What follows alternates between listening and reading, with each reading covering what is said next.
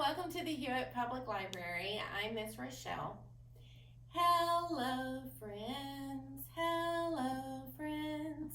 Hello, friends. It's time to say hello. So, parents, a couple of things I want to make certain I mention. One, if you would like to join my email list, I send links every week to the story times and the flyers that go with those story times. So it makes it very convenient. It goes directly to your inbox. If you would like that, just call the library and give them your email address, or if you have a library card, give them your library card number. Either way, I can add you to the list. And speaking of library cards, you do not have to be a resident of Hewitt to get a library card. So if you're interested, just come in with your driver's license and a recent bill, and they can take care of you at the circulation desk, and you can start checking out all of these wonderful books that we're talking about from our children's department, and we have a good selection for adults too that you'll enjoy.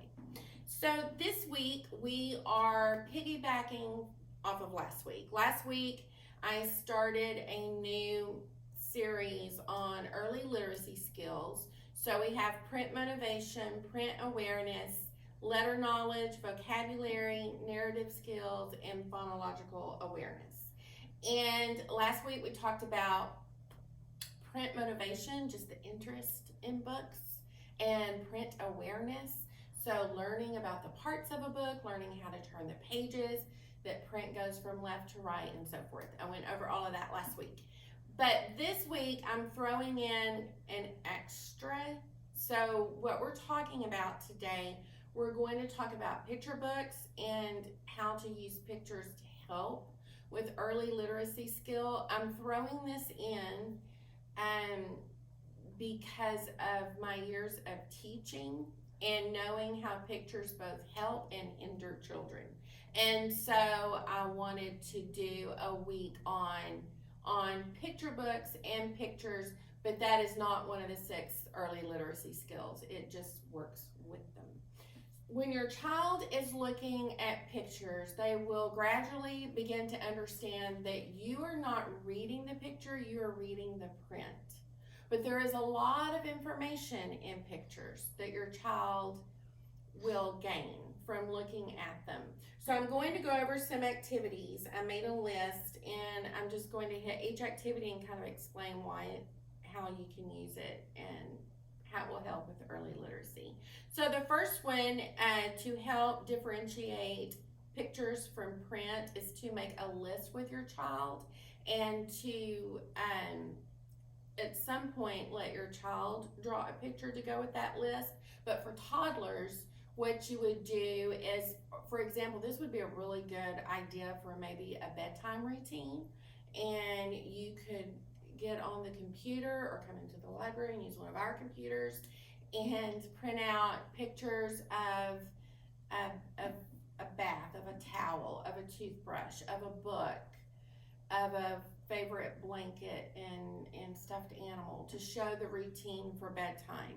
And so you have the pictures, and then beside it you have the words: brush teeth, take a bath, read a story, lights out, or how, whatever your routine might be. And then as your child gets older, there are other things you can do with lists. But for toddlers, that's a way to introduce it, and it's simple. It also helps your child with routines, which is a whole nother discussion. But just for differentiating between pictures and print, that is an excellent way to get started, and it's something you can do with your child. Another thing would be to let your child draw pictures from the book, and then to talk about what they drew, or for you to draw a picture from the book as they are able to do so. I know some of your kids are still a little young for that. For the ones that are really too young for that, just talk about the pictures. So when you're opening up a book, make sure you're describing pictures and talking about them. One thing that I do recommend to help with this concept is to go through the book once and only look at pictures. So when you have a book that has good pictures, that explain the story well, and I have a few examples today. You might just go through the pictures and talk about what you see in the pictures, and then either right after that or in another sitting, if your child gets tired, go through the book and read the words. So this will help your child to differentiate between pictures and descriptions of pictures and print. The only other thing that I have written is that later pictures are going to become a very important part of your child's understanding of a book. And so as your child gets older, if you will start describing the pictures now, then as your child gets older and is able to describe those pictures to you, you can start asking them questions. And I may do a segment one day just on questioning. But for example, you have a picture of a child dressed in a sweater. And simply asking the question, I wonder why they have that sweater on. What do you think? And your child eventually being able to tell you, oh, they must have been cold.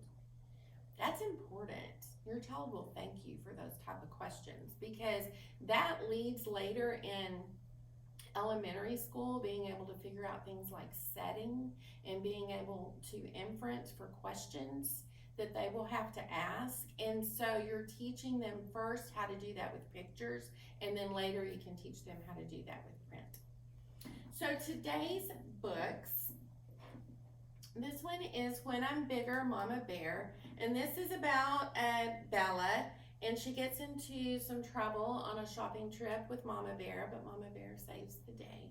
It's a sweet story. And I chose it because the pictures have a lot of detail. There's so much for you to talk about in these pictures. And so for the little ones, you can keep it simple. There's Mama Bear, there's Bella, and as your kids get older and they have a little more patience with the process, you can get into more detail about the pictures.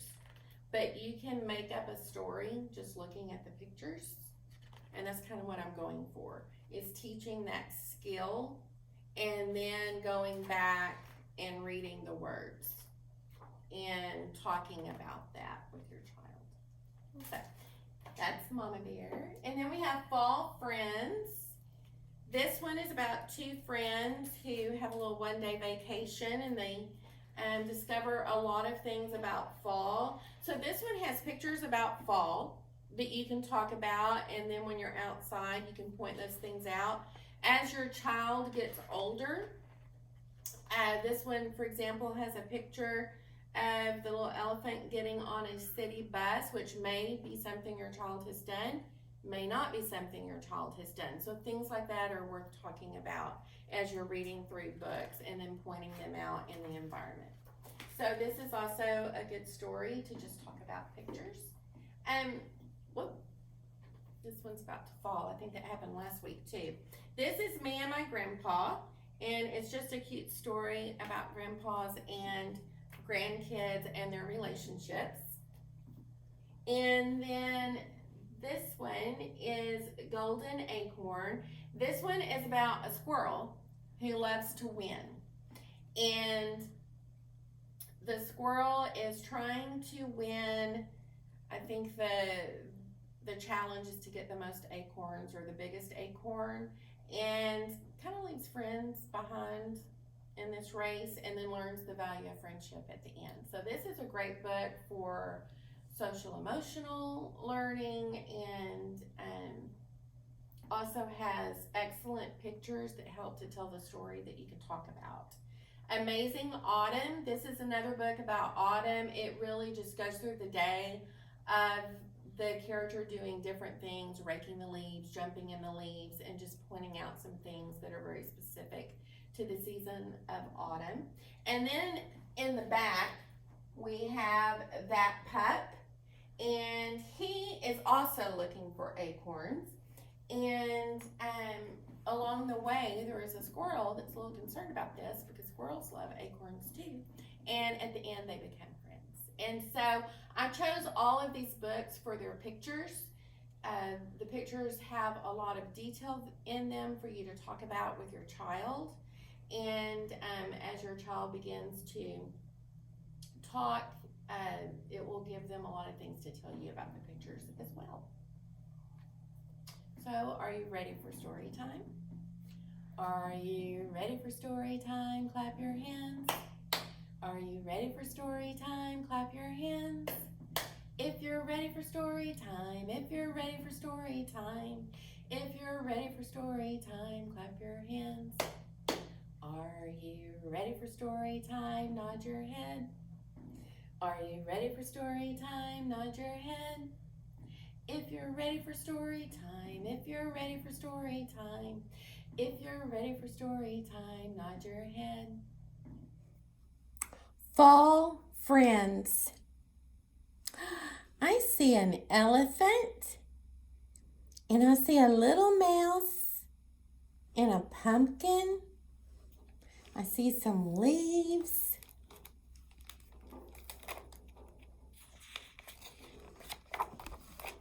Little Elliot Fall Friends, written by Mike Curato.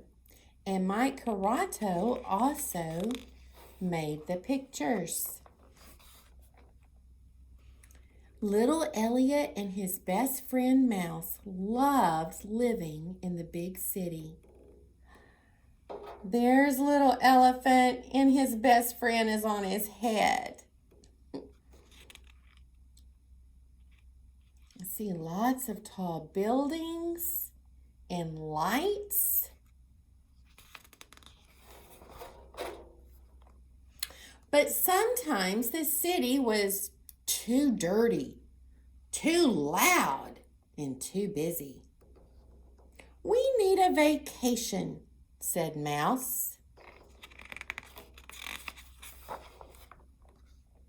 Later that morning, Elliot and Mouse boarded a bus bound for the country. They could see the bright autumn leaves as the big city slowly disappeared behind them. Here are all the bright autumn leaves and trees. Elliot and Mouse got off the bus and smelled the fresh air. Wow, said Elliot. The country is even bigger than the city. I'll race you up that hill, said Mouse. At the top of the hill, Elliot and Mouse could feel the breeze and the sunshine and the soft grass. Neither spoke for a long time. Then Elliot's stomach growled. I am getting hungry, he said. Looks like there are some apple trees down there, said Mouse. The country is delicious, said Elliot. And fun, said Mouse. Let's play hide and seek.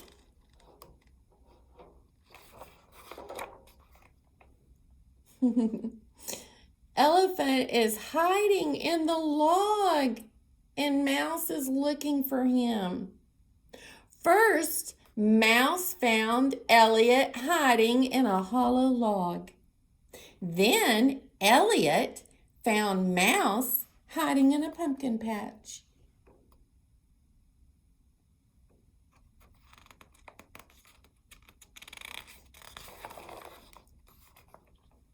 Elliot picked the perfect hiding place. Mouse will never find me here, he thought.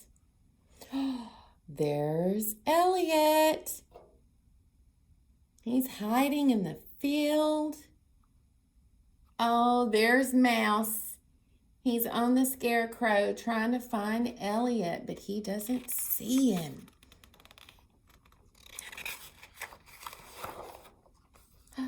Elliot was right. He waited and waited, but Mouse never came.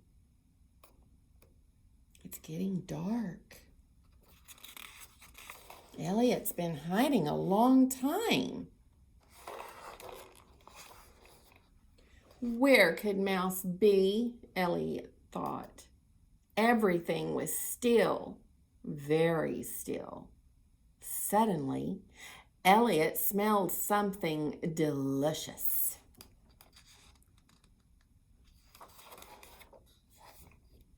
Something that smells so good must be worth looking for, he thought. He smelled something delicious.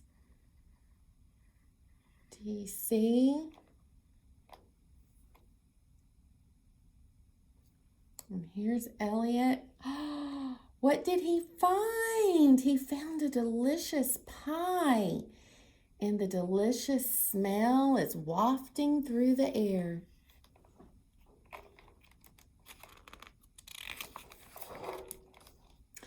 I found you, said Mouse, leaping from behind the pie. Mouse, said Elliot.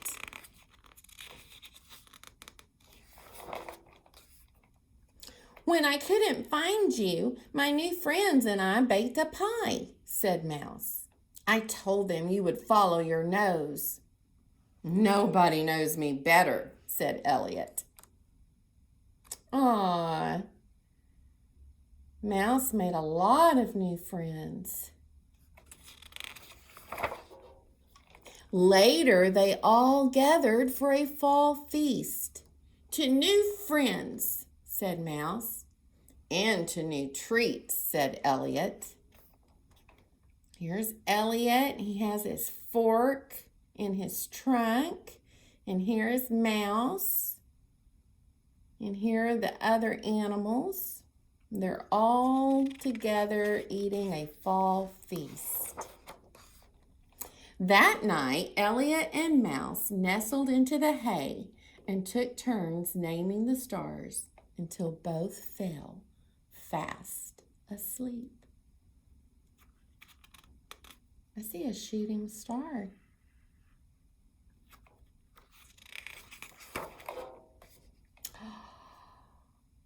Look at the stars.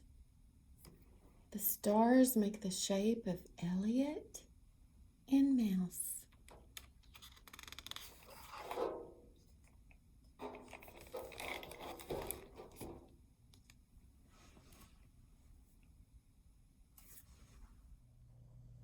I hope you enjoyed the story. Today we have 2 finger plays. Both of these have some interaction to do with the finger play, so I hope you enjoy it. The first one is about a little brown bear. A little brown bear went in search of some honey. Isn't it funny? A bear wanting honey? He sniffed at the breeze and he listened for some bees. And wouldn't you believe it? He even climbed trees. The next one is 2 little black bears. So get your bears ready. 2 little black bears sitting on a hill. One named Jack, one named Jill. Run away, Jack. Run away, Jill. Come back, Jack. Come back, Jill. 2 little black bears digging in the snow. One named Fast and one named Slow.